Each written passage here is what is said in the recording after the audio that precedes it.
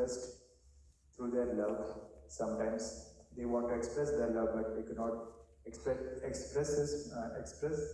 that publicly because there were like many other residents of Dwarka and they could not express their love. So they sent their sons to embrace Krishna and so on and so forth. They also were looking at the beauty of Krishna when Krishna was entering in Dwarka. And here, in this verse, it is explained that the Supreme Personality of Godhead, Shri Krishna, out of his causeless mercy, appeared on this planet by his internal potency and enjoyed himself amongst competent women as if he were engaging in mundane affairs. Now, as we see here, like Sa Esha Naraloke. Naraloke is, Prabhupada is translating here, as on this planet of human beings, Nara Loke. And Avtirna, so having appeared, Swa, personal, internal, Maya, causeless mercy, Reme is enjoyed. And another key word here is Tri Ratna. So if we just see the literal translation, Stri means the ladies, the feminine nature of the aspects of Lord, Stri, and Ratna. Ratna is literal meaning is the jewels, like the Ratna. But Prabhupada also he's translating the total meaning of Stri Ratna, what exactly it means. As a woman who is competent to become a wife of Lord. And here, this is also very significant because they are the wives of Sri Krishna, 16,108 wives. And they are all not so ordinary, or like in any way they are not ordinary living entities who are in this world. And that's why it's a contradiction. Like Krishna himself is not ordinary. He is appearing in this Naraloka, in this material world. And the wives also, the associates of the Lord who are in Dwarka with him, they are also not ordinary. They are also very competent in terms of Stri Ratna Kudastho. That's what the verse says. And Bhagwan Prakrito Yatha. Bhagwan, the personality of Godhead, Prakrito, mundane, as if were, Yatha, as if were. Like he's acting as if he's just like a normal human being because he's in this Naraloka. So he has to perform all the duties and activities just like somebody who is present in this Naraloka or in this world of human being. And interestingly, in Prabhupada also writes the householder amongst his competent wives is never mundane, and his behavior with them is never to be understood as mundane sex relation. So I will not actually directly jump, but in the next text, is the reason specified like why, even though these ladies were present and Krishna was present, but their relationship was not mundane. So in the next verse it comes, I will not take the part of that, but there's a reason which is specified that, because in this world, any man or woman or like opposite gender or in any ways, if somebody is attracted in mundane way, there has to be some impetus, which is called the madana, the lust, or the opposite attraction. But here, this attraction between the Supreme Personality of Godhead and his wives is not based on, or it is not caused by the lust, but it's the pure devotion of this woman. And they have performed these austerities for Lords, like in their past lives, and that's why this is the result. This is their desire to always serve Supreme Personality of Godhead, and it is natural for all the living entities to be attracted towards the Lord. And since they have performed this pastimes, many millions of births, tapasya, that's why they got this opportunity to be the wives of Krishna. And later on, Prabhupada also explains like what's the nature of this world and what's the relation in this world. And later on, interestingly, Prabhupada takes this not only in this earth, but also on other planets throughout the universe. The soul is seeking perpetual happiness, not only in this planet, but also on the other planets. And then Prabhupada goes on to explain like how the condition by material modes, the living entity tries to travel in space and by spacecraft, and they are failing it because they are shackled by the law of gravitation. Just like a prisoner is shackled by the prisoner is shackled by in the prison. So Prabhupada is one of the first book of Srila Prabhupada, Easy Journey to Other Planets. In that, Prabhupada, I think he wrote that book even when he was in India, and he explained that why the scientists are going forward to make this spacecraft and everything. And Prabhupada, interestingly, he mentions one thing in that book is that why these living entities have this desire to go in some other space or like in some other planet. It is because it is inherited in the soul to go the upper planet, or as soon as the soul progresses, it has a tendency to enjoy the propensities in different planets, which is available in different planets, and similarly they try to upgrade their self or their experience. So it is quite natural, and perverted reflection of that is somebody, the scientists who are trying to make this spacecraft to go to other planets. So it is the inherent nature of the soul. Similarly, because the soul wants to get to its natural position, ultimately reaching Goloka Vrindavan, and the eternal position of soul in itself is Satchidananda. So whenever we see, like if somebody is attacking us or the body, or immediately the spontaneous reaction of the soul or like any person is to protect it. Why? The inherent tendency of protecting oneself is because the soul is trying to protect its eternality, because Sat is the aspect of the soul. So it's quite natural for anybody or anyone to protect its existence or the eternality of that condition.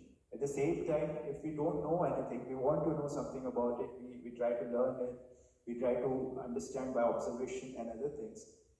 How that comes? Because it's an inherent nature of the soul to also, it's a chit aspect of the soul which wants to understand, because it's all knowledgeable.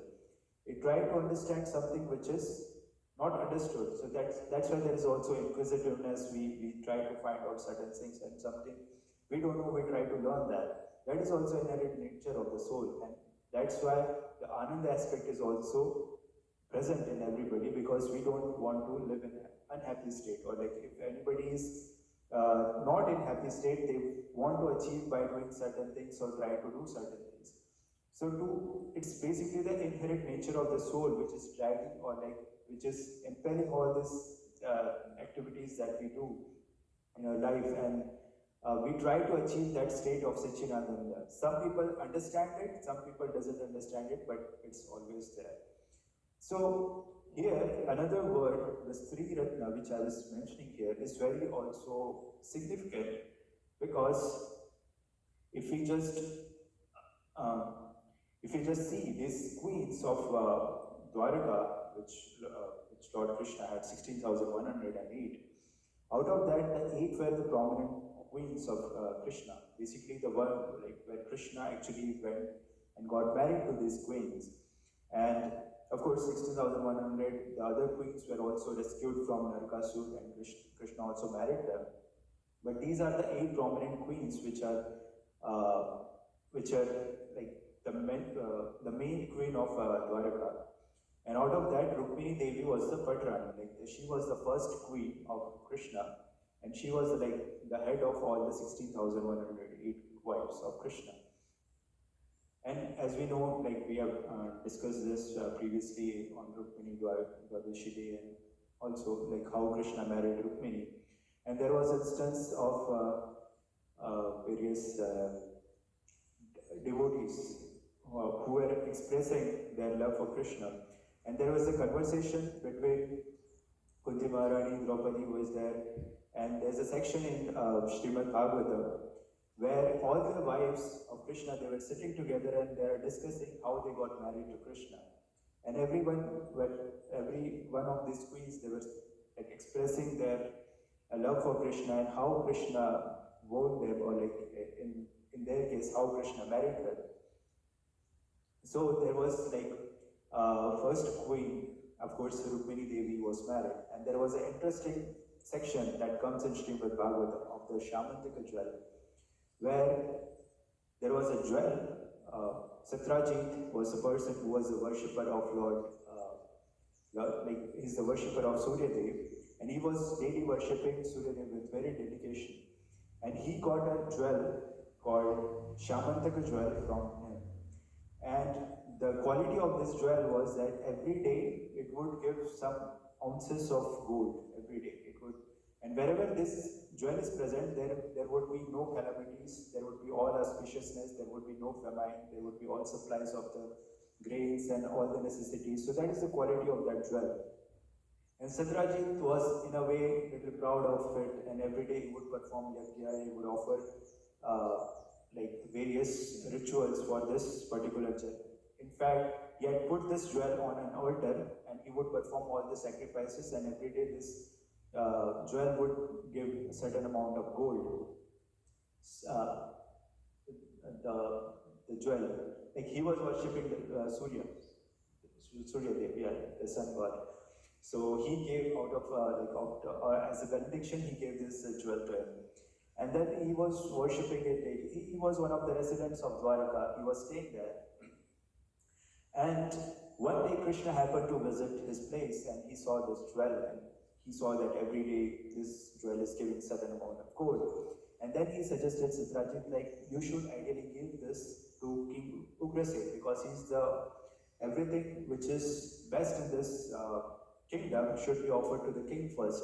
And king then you can also utilize this jewel, or like whatever the amount of gold which is generated by this particular jewel can be utilized for the welfare of the people around.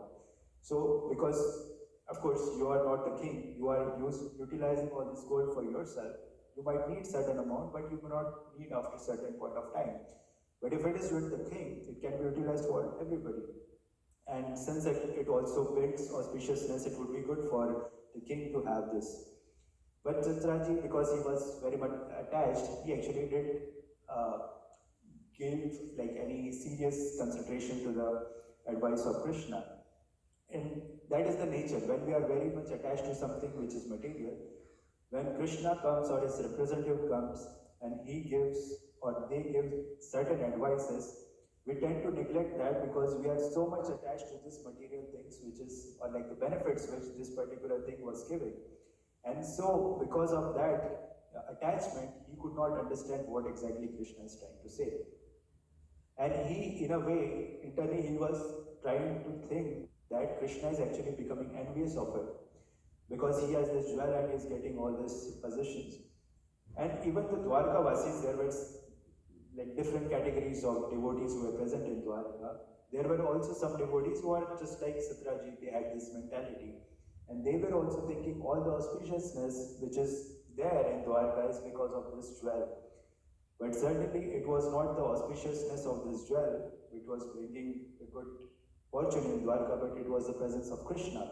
So even though Krishna was present personally, there were some devotees who were thinking this, or like they had this material vision to consider that the auspiciousness or the fortune which is coming in Dwarka is because of this particular jewel or this particular certain things. And again, because Krishna was, like Krishna always gives that, like he gives the advice, but it always keeps the will of the devotee to whether to follow or not. He always gives that option. And then he continued with this. So Satrajit also had his brother, his name was Prasenjit, his name was Prasen. And he was also very proud of it. Sometimes he would also wear this jewel and he would walk around and everybody would think, oh, he's like a sun god, and he would go and worship him. So Prasen, one time he took that jewel and went to forest just to show off, like he was riding on his horse and he was moving around Dwarka, and eventually he went to forest for hunting. And it so happened that one lion came and he actually killed Prasenjit and also the horse, and he took the jewel, like the lion took the jewel.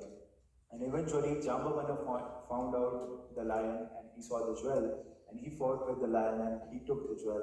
And Jamban kept that jewel with him in his tent, and he gave it to his son, and he was playing with that. And during this episode, it's like all the Dwarkavasis, there was a rumor that because, and it was of course initially spread by Sitraji, that because Krishna was envious of this jewel, he might have took that Shamantaka jewel. And there was also rumor among the Dwarkavasis who were thinking that way. So it can be learned that even when personality of Godhead himself, like Krishna himself was present, his own devotees, his own kingdoms, it can happen that they can also misunderstood what the activities of Krishna, or sometimes it may happen that there could be a false accusation.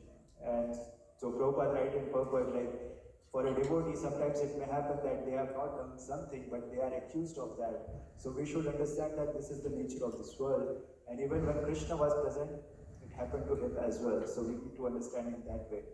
But at the same time, you should understand that like all this was happening because they were considering that there are other things which is beyond Krishna. They were thinking are bringing happiness to them, or something which is they are relying on a material activity or some rituals or some other things, and they are thinking that this is what is bringing happiness to them, and that is also the cause of misunderstanding that the real cause of their happiness is actually coming from Krishna, and not understanding that, and living entities trying to make different arrangements for happiness, but they are miserably failing with that.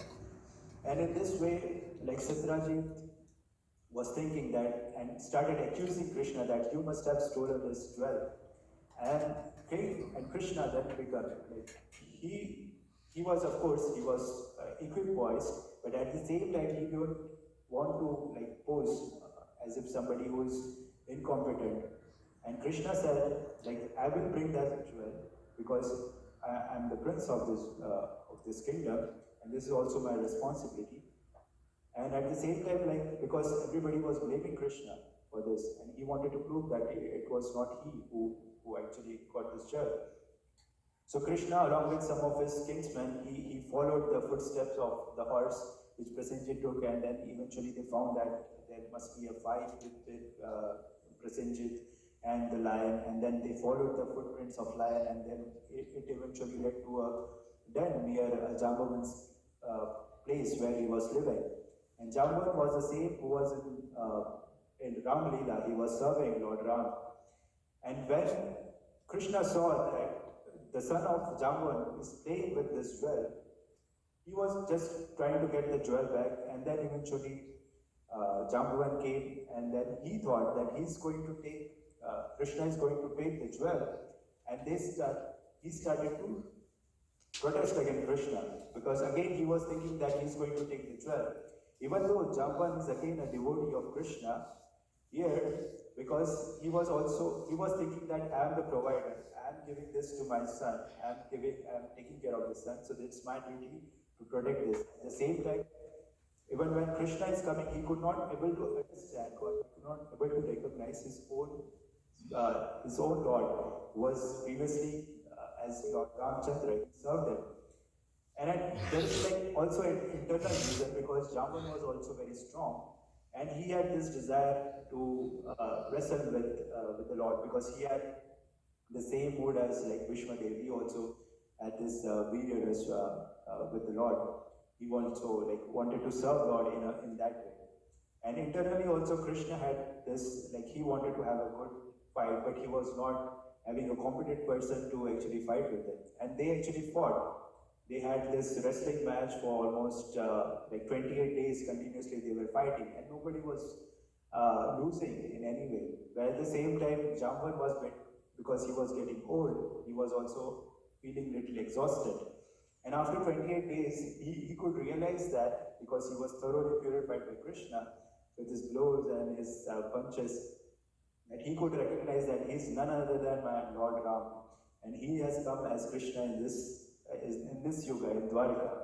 And then he became very pleased, and then he reveals his mind, and he asks Krishna, are you my Lord? And then Lord also accepts that. And then eventually Krishna, just to pacify his devotee again, he also massages Jamban's body because just to relieve him out of all the fatigue that has caused for this 28 days of fighting.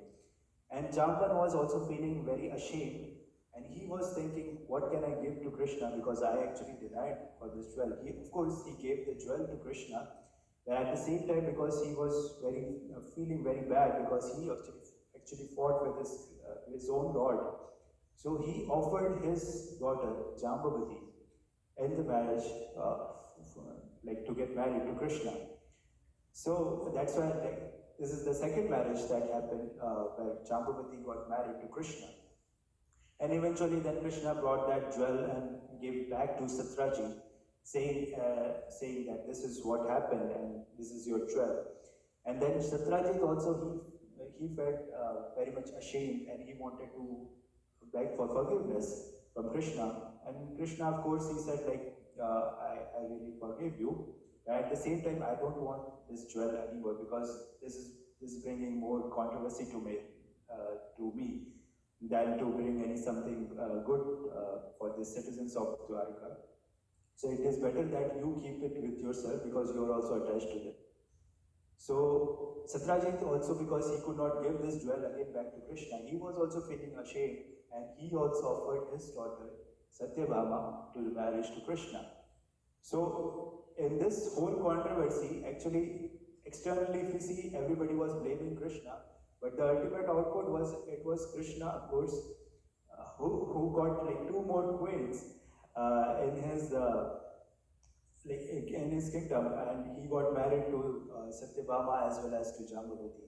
So these are like again there is some more extended pastimes to it, like how it happened, and Akrura also gets involved, and he also like thinks Krishna is doing something wrong, and then there are different pastimes associated with that. But ultimately, like the outcome of all this pastime or like misconception or the rumors is that Krishna actually got married to Satyabhama and Jambavati. So he had already like Rukmini, Jambavati, and Satyabhama as his wife. And then there are different instances. The another wife of Krishna, like the 8 prominent wives, I'm just describing them.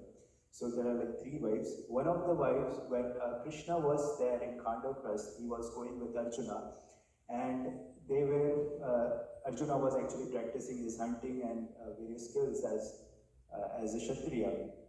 And they were in Khandavprasth, and they were on the banks of Yamuna. And there they saw a beautiful damsel, or like a lady who was walking along the banks of Yamuna, and she was doing a lot of prayers and offering various prayers to the Lord. And then Krishna told Arjuna that just see, there is one lady there, and as a Kshatriya, it's our responsibility to take care of her or the citizens of this place. So you should go and ask her like if she's lost or if she wants any help. So Arjuna actually goes there and asks for that. And then the lady actually, she reveals her identity, and she says that I'm the daughter of Sun, and my name is Kalindi. So it was actually the form of Yamuna, and she was worshipping Lord Vishnu so that she can get Vishnu as her husband. And then Arjuna tells this back to Krishna, and he goes back to Krishna and says that she's actually this daughter of sun god, and her name is Kalindi, and she's worshipping Lord Vishnu so that she gets Lord Vishnu as her husband. And then Krishna, knowing the heart of Kalindi, Krishna goes and takes Kalindi and ultimately marries with Kalindi in Dwaraka. And then there's an interesting, like there are 2 Swayamvaras, like where a girl chooses her husband. That happens. One in, there was a Vinda and Anuvinda, their sister was there, Mitravinda. She was in the kingdom of Ujjain, and she got married in the Swayamvar with Krishna. There was also a daughter of king of Madra. Her name was Lakshmana. She got married to Krishna in a Swayamvar. And then there was a king called Nagnajit. He was the king of Koshalara, like the area of Koshan, Ayodhya area. So he was the king of that area, and his name was Nagnajit. and his daughter was Nagnajiti, or sometimes she is called as Satya.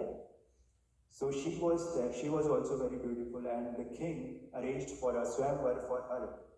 There were like different, uh, like the kings coming for taking or like taking part in that swamvar. And the condition of that swamvar was that somebody who can name seven big bulls who were like very ferocious and very aggressive, and, and somebody who can tame all the seven bulls simultaneously is actually eligible to get married to Nagnajiti or to Satya. So that was the condition, and it was not like in like one instance. It was like various kings coming and failing, and they were trying hard, but they could not fulfill this condition. And this was then later on known to Krishna, and then Krishna actually approached that king. And as soon as Nagnajit heard that Krishna is coming to his kingdom, he actually went and welcomed Krishna, and he was thinking that he is the suitable husband for my daughter, and I should get my daughter married to him.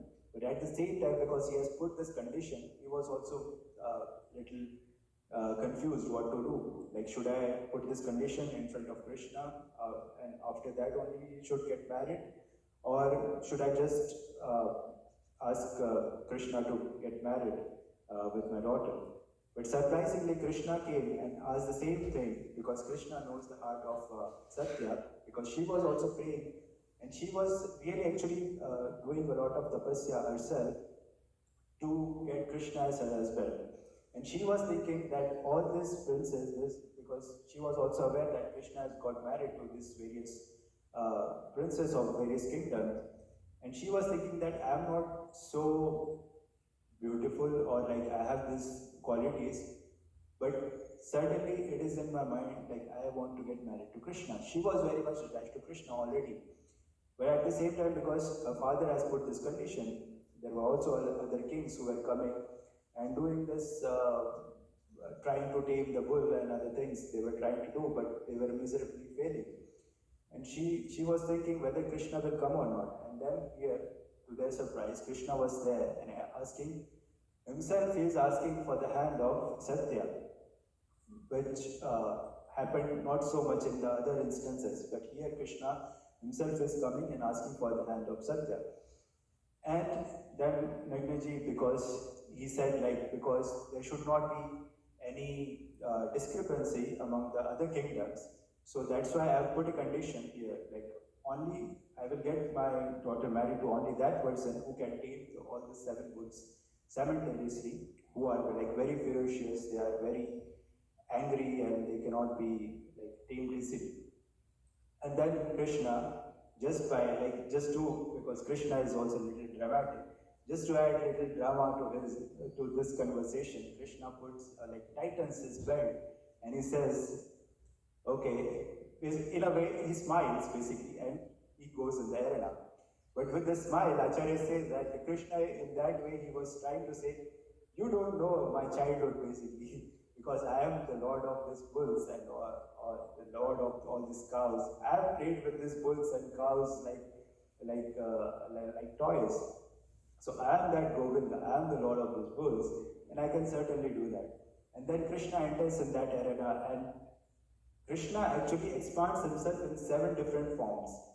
So Krishna could have done that like in one form as well, but he actually expanded himself in 7 different forms. And the reason that Acharya gives is that because that is also to give assurance to Satya that even when she gets married, when Krishna is already married with other queens, just to give her assurance that he can expand and fulfill her desires as well. And it's not like there would be any competition with her. There are other queens as well present in Dwarka, but Krishna would be personally present for her. And she doesn't have to share like in a way just one form of Krishna, but Krishna would be fully present with her. So just to give her assurance, Krishna also expanded in 7 ways, and then he tamed 7 different bulls, and ultimately he got married to Satya. And even after that marriage, like when Krishna Satya were coming, the other kingdoms, they got to know that Krishna actually got married and they came and attacked Krishna.